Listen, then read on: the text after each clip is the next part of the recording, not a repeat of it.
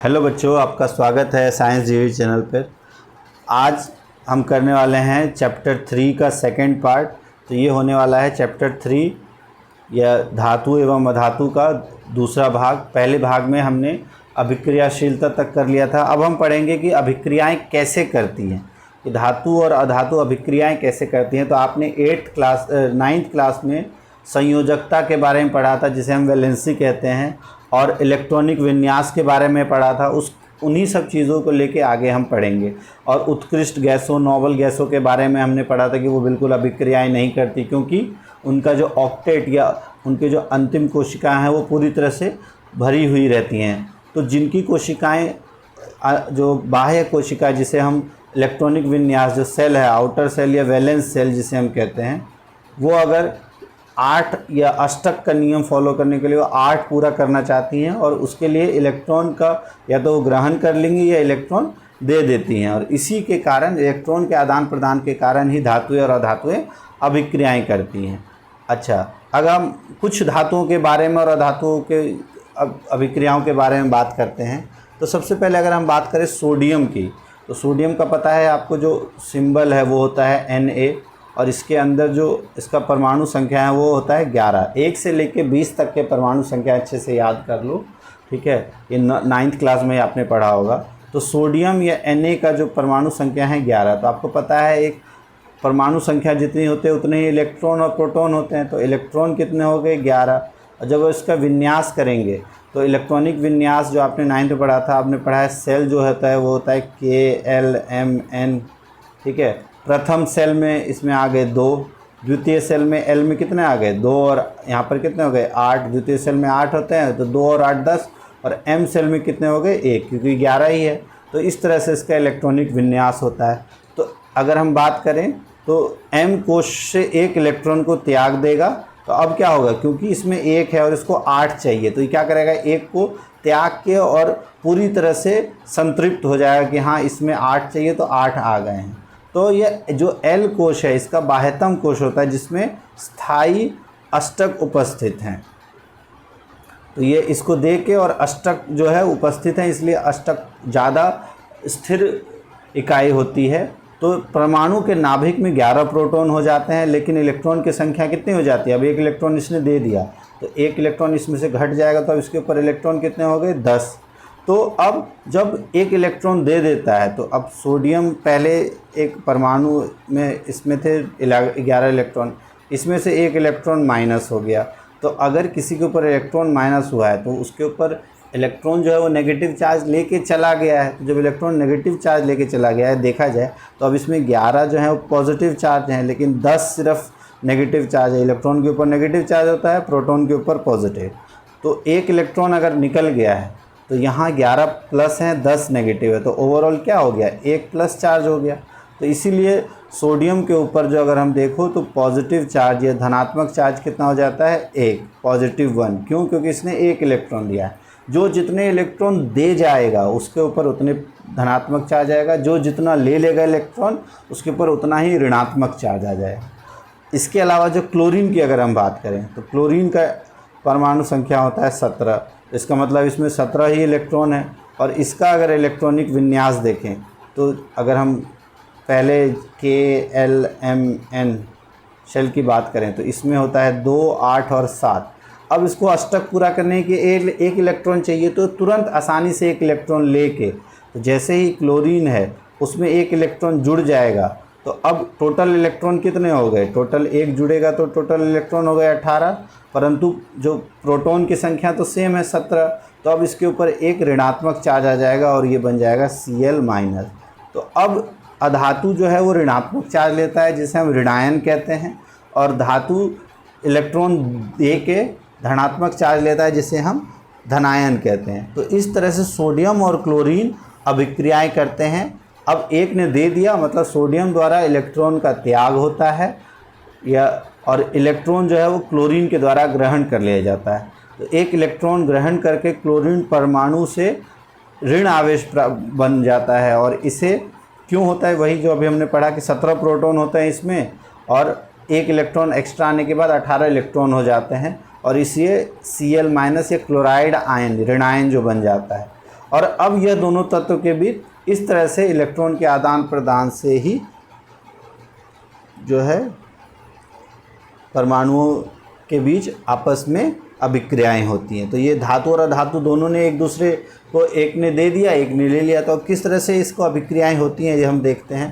तो अब अगर बात करें कुछ प्रमुख धातुएं और अधातुएं और क्यों, अब जैसे उत्कृष्ट गैस की बात करो तो उत्कृष्ट गैस में हीलियम, इसकी परमाणु संख्या होती है 2, तो इसका K शेल में 2 ही आ सकता है, तो पूरी तरह से भरी हुई है, इसीलिए अभिक्रियाएं नहीं करती। सिमिलरली नियॉन में अगर देखो तो 2 और 8 10 पूरी तरह से अष्टक का नियम पूरी तरह से फॉलो हो रहा है, तो ये भी रिएक्ट नहीं करेंगे। और आर्गन भी इसीलिए रिएक्ट नहीं करती क्योंकि इसमें भी 8 पूरी तरह से फील्ड होती है। लेकिन जो धातु जिनमें कि आसानी से 1 2 3 देने से वो अभिक्रिया कर सकती हैं, जैसे सोडियम देखो, सोडियम अगर 1 इलेक्ट्रॉन दे दे तो अष्टक का नियम वो मान लेती है, तो ये हर एक एलिमेंट चाहता है वो अष्टक पूरा करे।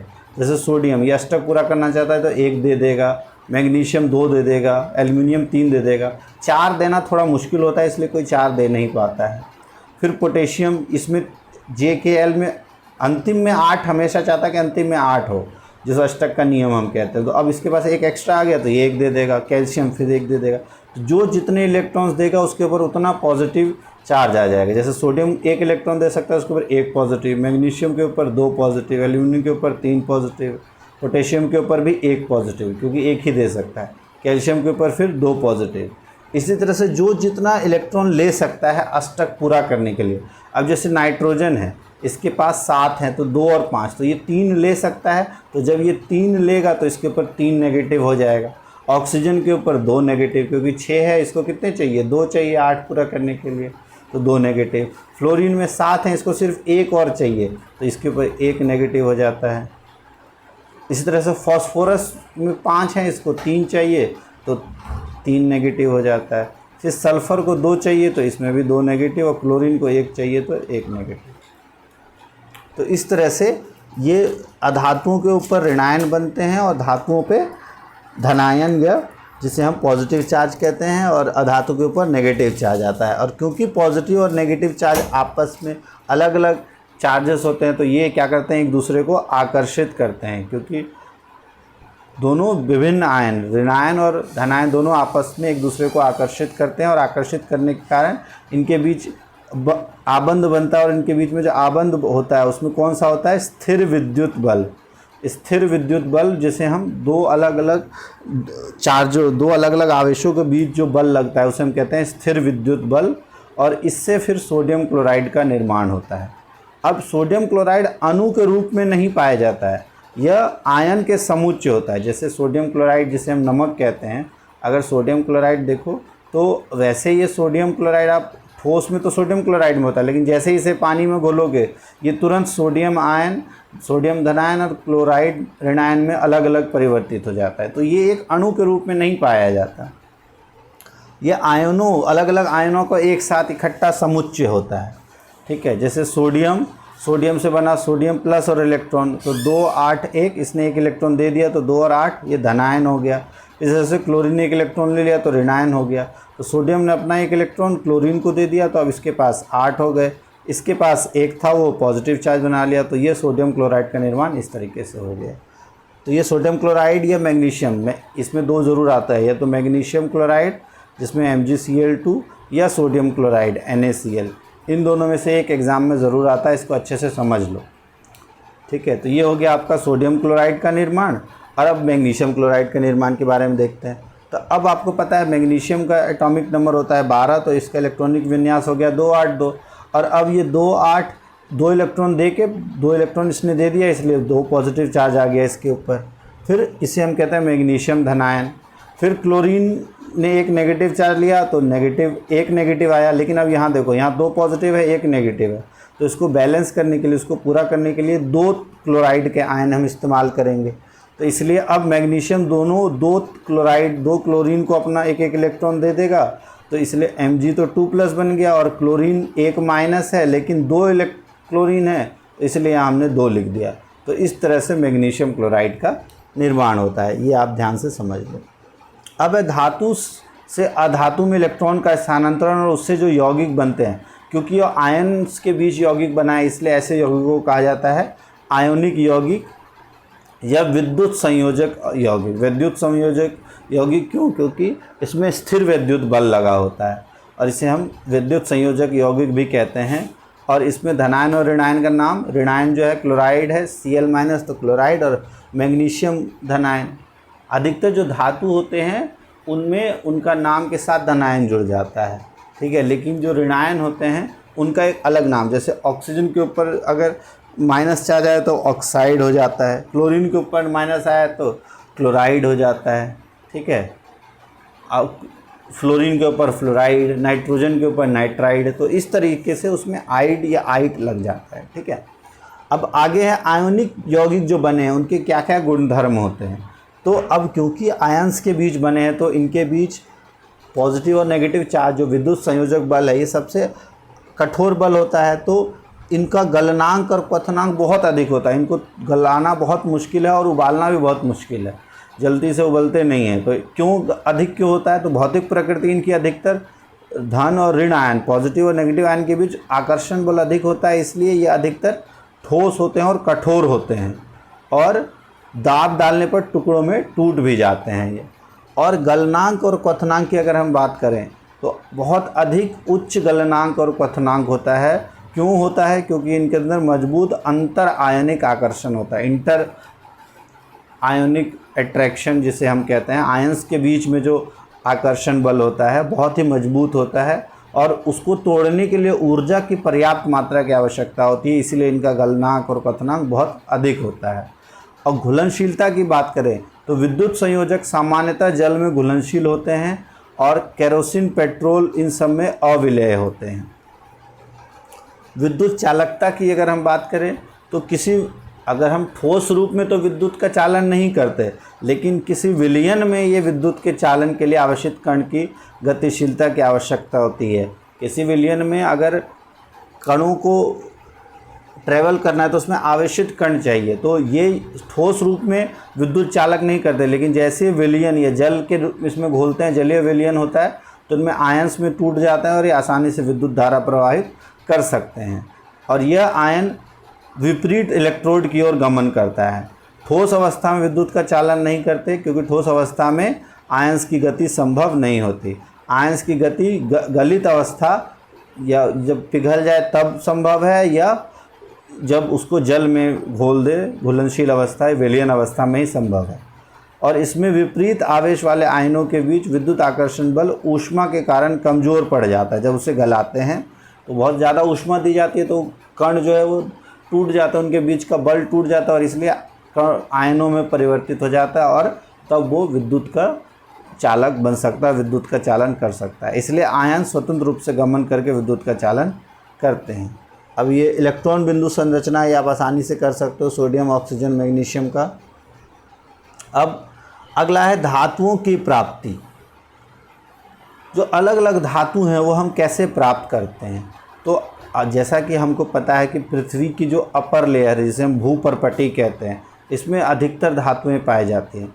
समुद्र के जल से सोडियम क्लोराइड या नमक जिसे है, सोडियम क्लोराइड, मैग्नीशियम क्लोराइड, ये कुछ लवण के रूप में हमें उपस्थित होते हैं। और बाकी अधिकतर धातुएं जो हैं वो पृथ्वी की भूपर्पटी या ऊपरी जो परत है उसमें प्राकृतिक रूप से पाए जाते हैं। और जो पृथ्वी की भूपर्पटी पर प्राकृतिक रूप से पाए जाने वाले तत्वों या यौगिकों को क्या कहा जाता है? खनिज। और जहाँ पर खनिजों की मात्रा बहुत अधिक होती है और निकालना लाभकारी होता है, इन खनिजों को कहा जाता है अयस्क, ठीक है। तो जिन तत्वों और यौगिकों को जो प्राकृतिक रूप में पाए जाते हैं उसे खनिज कहते हैं, और जहाँ पर खनिज बहुत अधिक मात्रा में होता है उसको कहते हैं अयस्क। अब सबसे पहले हम क्या मान लो अयस्क हमको मिला, तो अयस्क से धातु तक कैसे पहुँचते हैं, अब उसके बारे में पढ़ते हैं। तो धातुओं का निष्कर्षण की अगर हम बात करें तो धातुओं की सक्रियता श्रेणी के बारे में आप पढ़ चुके हैं, जो हमने पढ़ा था ना काशी का माली पिछले चैप्टर में, वो आप आसानी से समझ सकते हो। तो जब अयस्क से धातु का निष्कर्षण किया जाता है तो कुछ धातुएं तो स्वतंत्र रूप से पाई जाती हैं, जैसे चांदी, सोना, जैसे Ag, Au, ठीक है, ये स्वतंत्र रूप से पाई जाती हैं। और जो सक्रियता श्रेणी नीचे आती है, क्योंकि वो कम अभिक्रियाशील होती है इसलिए वो स्वतंत्र अवस्था में पाई जाती है, जैसे गोल्ड, सिल्वर, प्लेटिनम, कॉपर, ये स्वतंत्र अवस्था में पाए जाते हैं।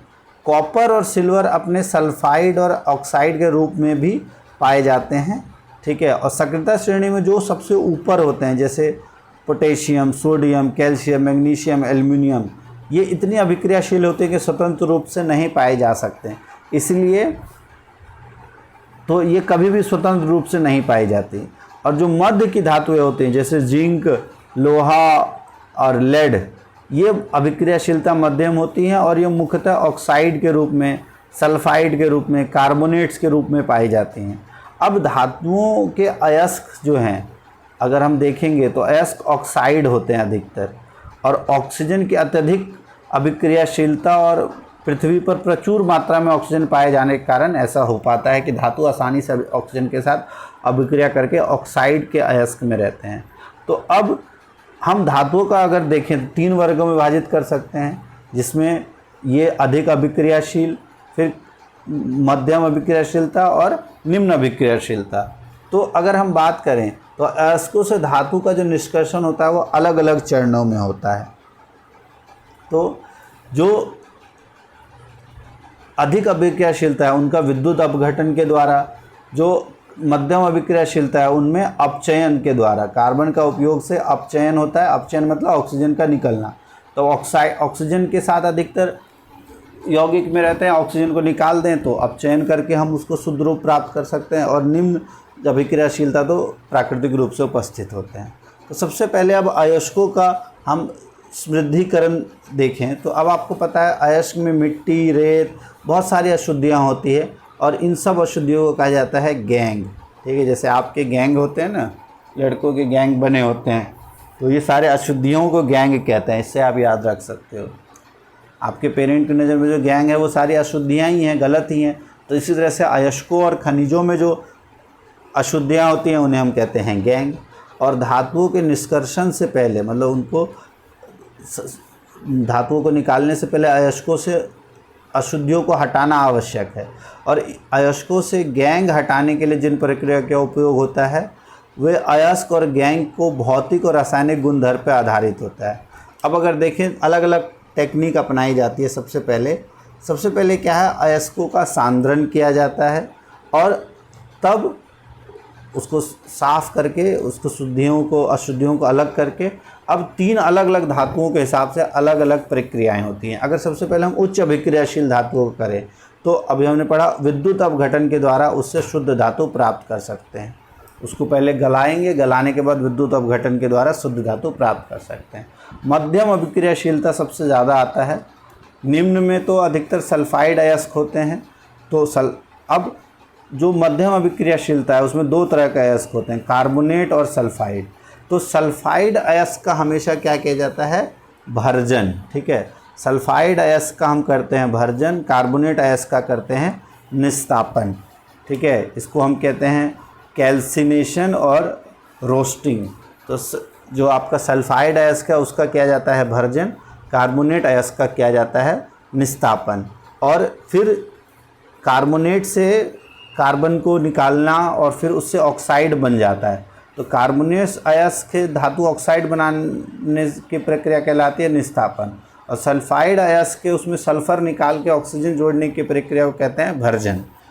अब जब ऑक्साइड आ गया तब उसमें से ऑक्सीजन निकालना है तो अब उसका किया जाता है अपचयन या रिडक्शन, और अपचयन करने के बाद उससे धातु निकाल ली जाती है, धातु का शोधन होता है। अब सल्फाइड अयस्क में क्या करते हैं, भर्जन के बाद उससे धातु और फिर परिष्करण कर लिया जाता है, उसको साफ़ कर लिया जाता है। तो निम्न अभिक्रियाशील धातु का ऐसे ही कर सकते हैं।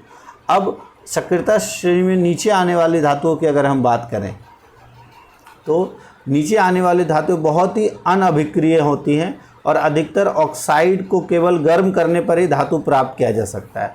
जैसे सिनाबार, ठीक है। सिनाबार ये मरकरी का एक अयस्क होता है। 1 नंबर का क्वेश्चन यहाँ से आता है बहुत बार एग्जाम में कि सिनाबार किसका अयस्क होता है, तो मरकरी या पारद का अयस्क होता है सिनाबार। और इसको जैसे ही गर्म करते हैं वायु में तो ये मरकरी ऑक्साइड बनता है, और जब मरकरी ऑक्साइड को और अधिक गर्म करे तो मर्क्यूरी ऑक्साइड मरकरी में उपचयित हो जाता है। अपचयन हो जाता है, उसका रिडक्शन हो जाता है। जैसे मरकरी सल्फाइड को अगर हम गर्म करें ऑक्सीजन की उपस्थिति में तो होता है मरकरी ऑक्साइड। मरकरी सल्फाइड से बनता है मरकरी ऑक्साइड और सल्फ़र डाइऑक्साइड गैस निकलती है। फिर जब मरकरी ऑक्साइड को और ज़्यादा गर्म करें तो इससे हमें मरकरी भी मिल जाती है और ऑक्सीजन गैस निकल जाती है। अब मरकरी के आगे लिक्विड क्यों लिखा है? क्योंकि मरकरी या पारा इकलौती ऐसी धातु है जो लिक्विड या द्रव अवस्था में पाई जाती है। इसी तरह से कॉपर सल्फाइड की अगर हम बात करें Cu2S, इसको भी ऑक्सीजन के साथ अभिक्रिया करके कॉपर ऑक्साइड बनता है और फिर कॉपर ऑक्साइड और कॉपर सल्फाइड का आपस में अभिक्रिया करके कॉपर और सल्फ़र डाइऑक्साइड बाहर निकल जाती है। वायु में गर्म करके इसको अयस्क निकाल सकते हैं। ठीक है। अब जो मध्यम श्रेणी वाले हैं, मध्यम श्रेणी वाले धातु को जैसा कि हमने कहा आयरन, जिंक, लेड, कॉपर, इनकी अभिक्रियाशीलता मध्यम होती है। तो दो तरह के रूप होते हैं, सल्फाइड या कार्बोनेट। तो सल्फाइड का किया जाता है भर्जन, कार्बोनेट का किया जाता है निस्तापन। तो सल्फाइड या कार्बोनेट की तुलना में धातु को उसके ऑक्साइड से प्राप्त करना अधिक आसान होता है, इसीलिए पहले उसको कन्वर्ट किया जाता है सल्फाइड और कार्बोनेट से ऑक्साइड में। सल्फाइड अयस्क को वायु की उपस्थिति में ताप पर गर्म करने पर यह ऑक्साइड में परिवर्तित हो जाता है, इस प्रक्रिया को भर्जन कहते हैं। और कार्बोनेट अयस्क सीमित वायु में अधिक ताप पर गर्म करने पर ऑक्साइड में परिवर्तित हो जाता है, इसको कहते हैं निस्तापन। तो कार्बोनेट अयस्क से ऑक्साइड प्राप्त करना कहलाता है निस्तापन, और सल्फाइड अयस्क के वायु की उपस्थिति में अधिक गर्म करने पर जो परिवर्तित हो जाता है ऑक्साइड में, इसे हम कहते हैं भर्जन।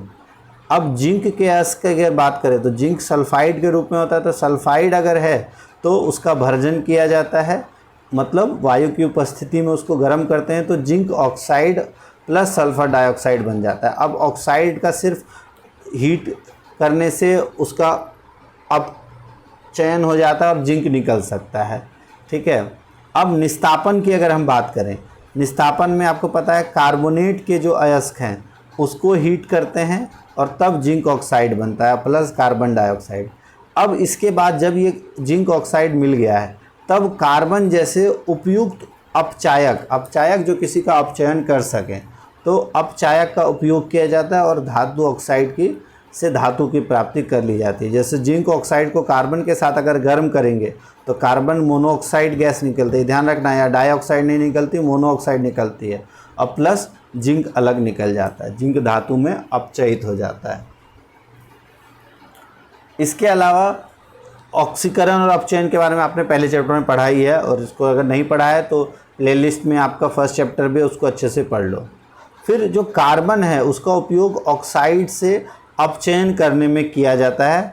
ठीक है। इसके अलावा विस्थापन अभिक्रिया का भी उपयोग किया जा सकता है। जैसे इससे अधिक अभिक्रियाशील धातुएं जैसे सोडियम, कैल्शियम, एल्युमिनियम आदि को भी अपचायक के रूप में उपयोग किया जा सकता है, क्योंकि वो निम्न अभिक्रियाशील धातुओं को विस्थापित कर देगी जो हम विस्थापन अभिक्रिया पढ़ते हैं। जैसे मैग्नीज डाइऑक्साइड MnO2 को अगर हमको उससे मैग्नीज प्राप्त करना है तो एल्युमिनियम के साथ अभिक्रिया कर देते हैं, और एल्युमिनियम के साथ अभिक्रिया करने पे क्या है, जब मैग्नीज डाइऑक्साइड को एल्युमिनियम के साथ अभिक्रिया करते हैं तब मैग्नीज अलग हो जाता है और एल्युमिनियम डाइऑक्साइड बन जाता है और बहुत ज़्यादा ऊष्मा निकलती है। और इस अभिक्रिया में अगर हम बात करें तो इनका ऑक्सीकरण और अपचयन हो रहा है, आप बता सकते हो। जैसे मैग्नीशियम से ऑक्सीजन निकल रहा है तो ये हो गया इसका अपचयन, और एल्युमिनियम में ऑक्सीजन ऐड हो रहा है तो ये हो गया ऑक्सीकरण। और ये विस्थापन अभिक्रिया अत्यधिक ऊष्माक्षेपी होती है, इसमें बहुत अधिक मात्रा में ऊष्मा निकलती है और उससे उत्सर्जित ऊष्मा की मात्रा इतनी होती है कि जो धातुएं हैं वो उनको गला सकती है वो। और एक्चुअल में आयरन ऑक्साइड के साथ एल्युमिनियम की अभिक्रिया करके, जब आयरन ऑक्साइड को एल्युमिनियम के साथ अभिक्रिया करते हैं तब भी इसी तरह की अभिक्रियाएं होती हैं। जब आयरन ऑक्साइड या फेरिक ऑक्साइड को एल्युमिनियम के साथ अभिक्रिया करते हैं तब आपका आयरन अलग हो जाता है और एल्युमिनियम ऑक्साइड बनता है। तो आयरन ऑक्साइड से आयरन या लोहा प्राप्त करने के लिए इसका इस्तेमाल करते हैं, और रेल की पटरियों में लोहा ही इस्तेमाल किया जाता है, तो रेल की पटरियों को जोड़ने के लिए भी इसका इस्तेमाल करते हैं, और इस अभिक्रिया को थर्मिट अभिक्रिया कहते हैं। बहुत अत्यधिक ऊष्माक्षेपी होती है, इसलिए वो लोहा को पिघला देती हैं और तब ये जोड़ने में काम आती है ये। तो इसको हम थर्मिट अभिक्रिया कहते हैं। एल्युमिनियम वाला एल्युमिनियम प्लस आयरन ऑक्साइड, ये ध्यान रखना। अगला है, अगर सबसे ऊपरी स्थित धातुओं का निष्कर्षण, जैसे हमने कहा कि विद्युत अपघटन के द्वारा होता है, तो जो अत्यंत अभिक्रियाशील धातु होती है उनको कार्बन के साथ गर्म करके प्राप्त नहीं कर सकते हैं। जैसे कार्बन के साथ सोडियम, मैग्नीशियम, कैल्शियम, एल्युमिनियम, इनके ऑक्साइड का अपचयन कर उन्हें धातुओं में परिवर्तित नहीं किया जा सकता है, ठीक है, क्योंकि ये कार्बन के साथ उतनी अच्छी तरह से बॉन्ड नहीं बनाते जितनी ऑक्सीजन के प्रति बना सकते हैं, क्योंकि जो अधिक अभिक्रियाशील धातु हैं वो आयोनिक बनाना चाहती हैं, तो और ऑक्सीजन से आयोनिक बॉन्ड आसानी से बना सकती हैं, तो इसीलिए उनको अलग करने के लिए हमको विद्युत अपघटनीय अपचयन का इस्तेमाल करना पड़ता है। जैसे सोडियम, मैग्नीशियम, कैल्शियम को पहले उनको क्लोराइड के विद्युत अपघटन से प्राप्त करते हैं। अब इसमें कैथोड होता है ऋण आवेशित इलेक्ट्रोड, इस पर धातुएं निक्षेपित होती हैं। क्यों? क्योंकि देखो इस पर ऋण आवेश है और धातुओं के ऊपर पॉजिटिव चार्ज होता है या धन आवेश होता है, और हमेशा पॉजिटिव जो है वो नेगेटिव की तरफ आकर्षित होता है। तो जो धातु है क्योंकि उनके ऊपर पॉजिटिव चार्ज होता है, तो ये जो ऋण आवेशित इलेक्ट्रोड जिसे हम कैथोड कहते हैं, इसकी तरफ आकर्षित हो जाती है और वहीं पर धातुएं जाके इकट्ठा हो जाती है, निक्षेपित हो जाती है। और एनोड के ऊपर जो धन आवेशित इलेक्ट्रोड होता है तो इसके ऊपर क्लोरीन आके जमा हो जाता है। जैसे अगर हम सोडियम क्लोराइड को घोले पानी में, तो जो कैथोड है उसके ऊपर आपका सोडियम जाके जमा हो जाएगा और एनोड पे क्लोराइड आयन डिज़ोल्व होने लगेंगे। तो इस प्रकार के जो इसी प्रकार एल्युमिनियम ऑक्साइड का भी विद्युत अपघटन कर सकते हैं, जहाँ पर कैथोड पे एल्युमिनियम जमा हो जाएगा, ठीक है, और यहाँ पर आपका ऑक्सीजन जमा हो जाएगा। तो इस तरह से अधिक अभिक्रियाशील धातुओं का परिष्करण किया जाता है। अब अगर ऊपर वर्णित अलग अलग प्रक्रमों में पूर्ण प्राप्त धातुएं जो हैं वो पूर्ण रूप से शुद्ध नहीं होती, इनमें अपद्रव्य होते हैं जिन्हें हटाकर ही शुद्ध धातु प्राप्त की, मतलब इस द्रव के अंदर ही होते हैं ना। अब इनको पहले अलग अलग किया जाता है और धातुओं से अपद्रव्य हटाने की सबसे अधिक प्रचलित विधि विद्युत अपघटनीय परिष्करण कहलाती है। अब ये ध्यान से समझ लो, बहुत बार आ जाता है। तो विद्युत अपघटनीय परिष्करण क्या होता है? Copper, zinc, tin, nickel, silver, gold, इन सब धातुओं का जब परिष्करण किया जाता है विद्युत अपघटन के द्वारा, तो इस प्रक्रम में अशुद्ध धातु को एनोड और शुद्ध धातु की पतली परत को कैथोड बनाया जाता है। और अभी हमने पढ़ा कि धातु कहाँ जमा होती है? कैथोड पे। तो जो पतली परत है धातु की, उसके ऊपर शुद्ध धातु जाके जमा होने लगती है। तो जब धातु के लवण विलयन का उपयोग किया जाता है तो विद्युत अपघटन होने के कारण विद्युत धारा जब प्रवाहित की जाती है तो एनोड पर जो स्थित अशुद्ध धातु है वो विद्युत में अपघटित हो जाती है, घुल जाती है, और उतनी ही मात्रा कैथोड के ऊपर जाके डिपॉजिट हो जाती है। और इस तरह से अशुद्ध विलयन अशुद्धियाँ जो है वो विलयन में चली जाती हैं और अविलेय अशुद्धियाँ नीचे जमा हो जाती हैं, तल पर निक्षेपित हो, जैसे हम कहते हैं एनोड पंख, इसे अपद्रव्य एनोड पंख कहते हैं। और जो कैथोड है उस पर शुद्ध धातु जमा हो जाती है। क्लियर? इस तरह का, और ये बहुत इंपॉर्टेंट है, ये डायग्राम इससे रिलेटेड ज़रूर आता है एग्ज़ाम में क्वेश्चन, इसको अच्छे से समझ लो। अगला है संक्षारण। तो संक्षारण क्या होता है?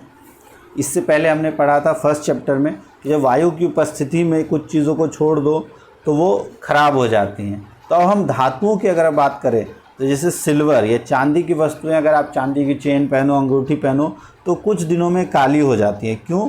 क्योंकि वायु में उपस्थित सल्फ़र जो है उसके साथ अभिक्रिया करके सिल्वर सल्फाइड की परत बनाने के कारण वो काली पड़ जाती हैं। इसी तरह से जो कॉपर है, कॉपर भी वायु में उपस्थित कार्बन डाइऑक्साइड के साथ अभिक्रिया करके और कॉपर कार्बोनेट बनाता है, और इसी वजह से वो हरे कलर के, अगर आप कॉपर वगैरह का बर्तन लो, ये लोटा लो, तो आप देखते हो ना हरे कलर के ऊपर हरे रंग की परत चढ़ जाती है। वो किसकी परत होती है? कार्बोनेट की।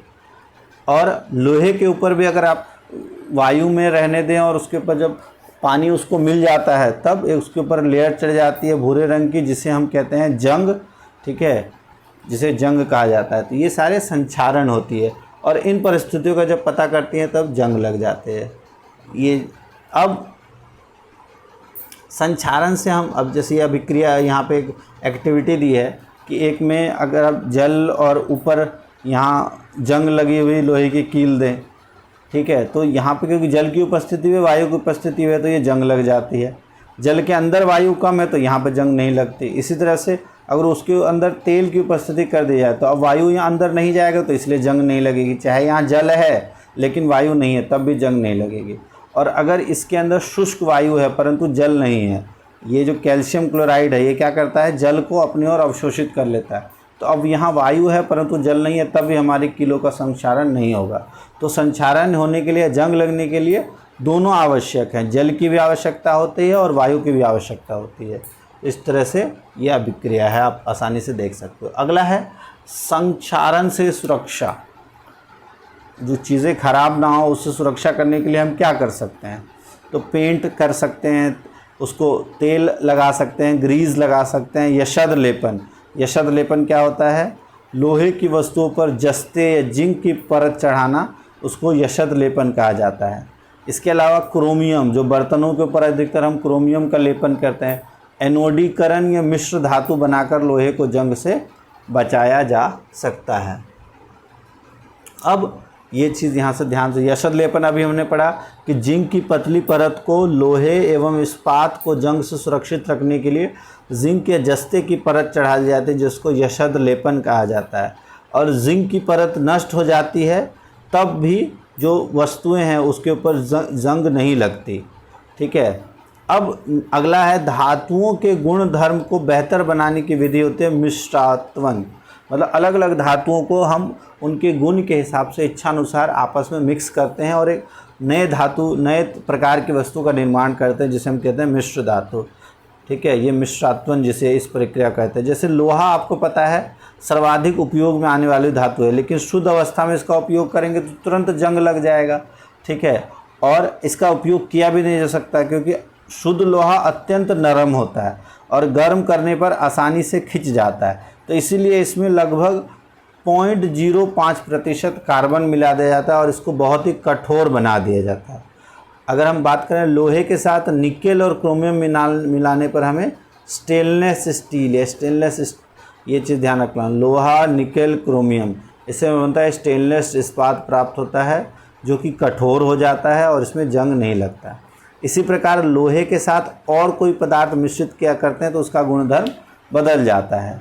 और कोई अन्य पदार्थ मिलाकर, कोई भी अन्य पदार्थ मिलाकर किसी भी धातु के गुणधर्म को बदल सकते हैं।